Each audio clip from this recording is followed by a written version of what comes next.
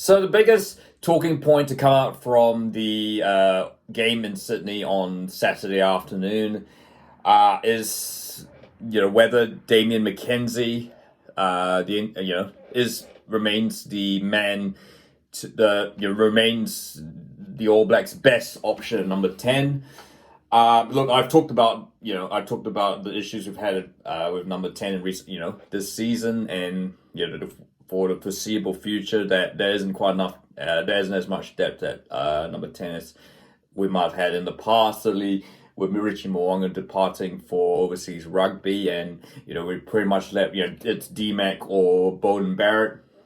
Well, there have been clamours, of course, for Beauden Barrett that Beauden Barrett should be the number 10. In the past, I've sort of said that Beauden Barrett's time as number 10 is kind of past now. He's much better as an impact player. I know, but there's a part of me that doesn't want to disrespect, Tom, given that I've spoken, Tom of Damien McKenzie. But at the same time, of course, I've got to be pretty open, and I don't hold any loyalties or anything to Damien McKenzie or Chief, and I shouldn't. I analyze things from a neutral point of view. Look, the conclusion for me, I think Damien McKenzie remains our best choice at number 10. For the fact he is there is no other, there is no other playmaker in New Zealand apart from Beauden Barrett with the experience to play, with the experience of Test rugby, who is able to, there's currently in New Zealand rugby, there's no better playmaker, orchestrator of the backline than Damien McKenzie. Look, I know Beauden Barrett, he's done it, he's been all there, but when he got the chance to start, you kind of felt I think Barrett's decision making maybe wasn't quite, it wasn't much of an improvement on Damien McKenzie. Not that Damien McKenzie's decision making was flawed or anything, it's not really. I kind of feel you take away something. By taking away Barrett from fullback or impact, the All Blacks seem to lose a bit more. So I think, to be honest, it feels kind of like a bit of a rough situation for the All Blacks back. That you either I think they really need to leave Damien McKenzie where he is at number 10, and have Barrett off the bench. And certainly, of course, you have Will Jordan there, who really now needs to start fullback. At fullback. But look, I mean, they are quite, I think, the criticism on Damien McKenzie, I think personally, is a little bit over the top. Maybe it's some Andy Chiefs bias, I don't know.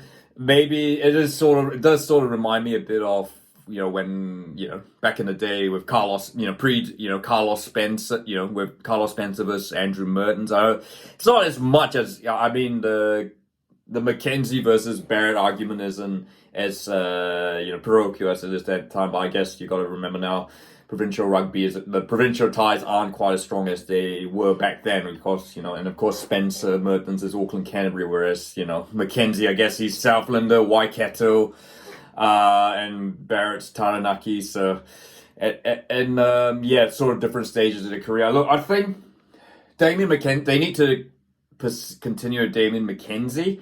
Maybe some of the territory kicking has kind of come,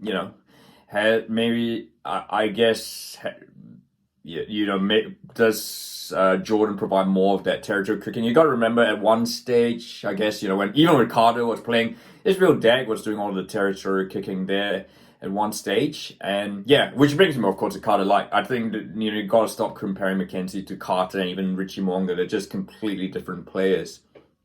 But I think that kind of brings me to another point. I guess, we look, I know, we've got an interview to it, and I think ultimately this will be the point where Razor, the coaches, will start to not just, blood players, they also look at, who's going to be the brains, masterminds behind the backs. Obviously, Leon McDonald leaving abruptly during the season, that, they will have to find someone long term. And yeah, at the moment, yeah. So I guess certainly this will be the end of year tour is certainly going to be the time where really hoping that they there will be some experiment. We will see some new blood. Look, I know they've tried Harry Plummer came on and played first five in Sydney. But I can't see. I think he is certainly. I mean, no disrespect to Plummer, who's had a great season for the Blues, can play fullback, but I don't think he is that option. Who he is going to be the first choice, first five, for the All Blacks in the future. Very solid paper and his player, and certainly deserves his chance. But I don't think he is the long-term most prospect for me. I think.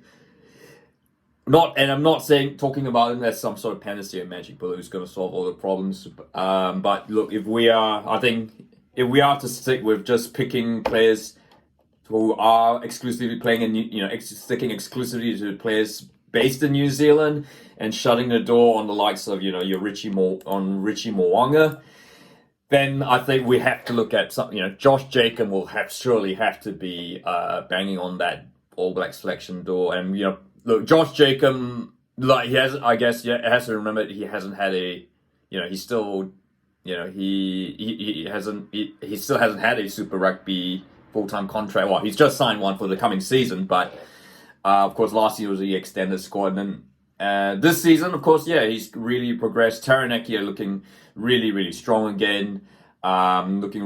Jacobs looked really good with Bird.